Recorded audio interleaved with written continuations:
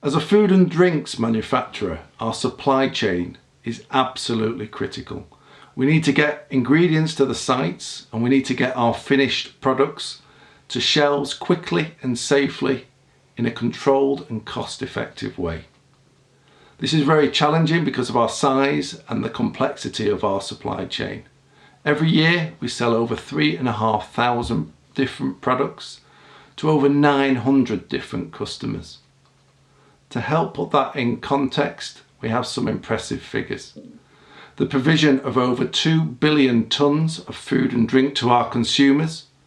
That's the weight of 6,500 jumbo jets.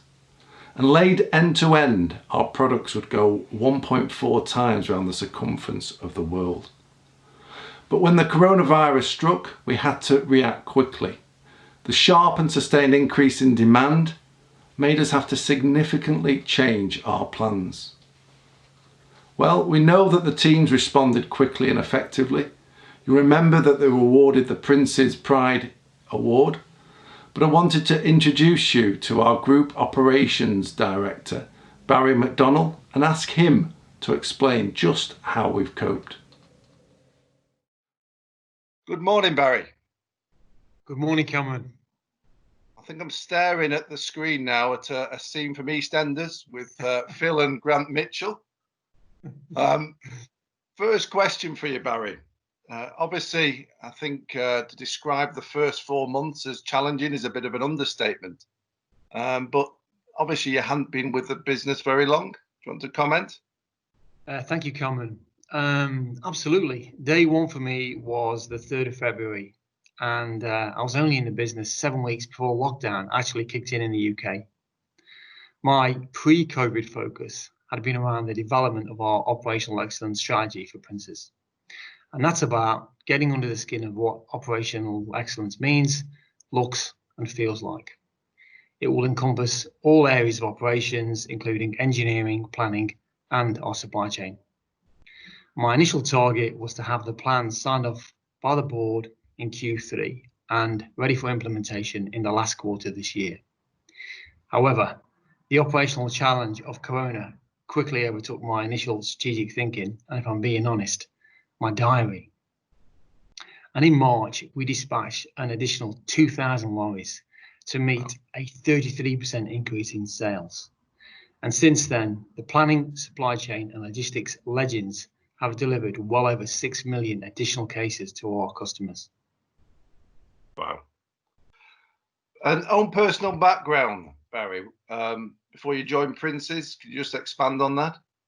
Sure. I would have normally been to all the sites by now and made my introductions, as I'm a firm believer of going to the sites to get to know the business, the people, and for me, more importantly, the culture.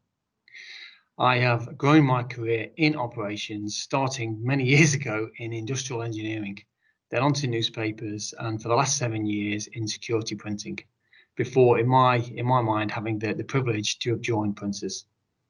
My last role was Global Operations Director. I had responsibility for all site operations, the supply chain and transformation projects. And I've been really fortunate in my career to have been able to drive incremental improvements through lean transition and major transformational change through delivery of major programs. And I'm very much looking forward to focusing those skills at Princes, and I really see this as an amazing opportunity. Excellent. Apart from the obvious spike in demand, could you just expand on some of the other challenges that you've faced or the team have faced? Well, good question. All of my team have been going through a revolution in ways of living and working and have made massive adjustments. And let's not forget the amazing workers at the sites who've been going in day after day. They are truly incredible. We've all been working and managing a massive increase in our customer demand. Maintaining supply routes to markets and product availability has been a Herculean task amidst the challenges of COVID-19. But alongside this, we've been engaging with our key suppliers on the transformation projects, which remain pretty much on plan. That is incredible.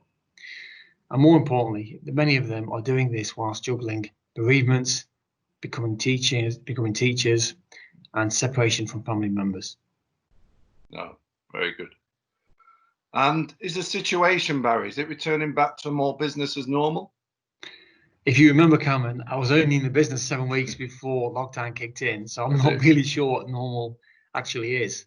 But service levels are really improving to a much more stable condition. And it's worthwhile noting our customers have voiced their appreciation. Tesco have given us a Optimizing Range Award, thanking us for our hard work, our dedication, and our great service. And this is a great example of teamwork between sales and the broader supply chain to deliver this in this unprecedented times. So many thanks for that. And finally, Barry, just looking into the future a bit, what, if any, plans have you got for continual improvement? I spoke already about my operational excellence strategy, which I'm currently developing. I really want us to have a clear vision of what operations is going to look like to 2025 and beyond, and really link that to our people excellence and customer and consumer excellence strategies. The Tesco Award for me is a great example of what good looks like. This has been underpinned by operational performance as well as amazing collaboration and transparency. These, in my opinion, are vital elements of any successful road to operational excellence. So for me, the continual improvements you asked me about are twofold. Firstly, the measurable, tangible benefits that we see in our bottom line that benefit us all. And secondly, the intangible behavioural and cultural improvements, which are the glue to ensure that those changes are embedded and ultimately sustained in our future. So they are the dual challenges that I'm very much looking forward to leading across Prince's operations. Excellent. And I'm looking forward to doing that as well, Barry. Thank you very much for your time, and thank you and your supply chain team. Very much appreciated. Thank you, Cameron. From the outside looking in, we can all be forgiven for not appreciating just how complex our supply chain is. We have overcome together operational challenges with COVID-19, and I'm very excited about our future improvement plans and what we'll be able to achieve.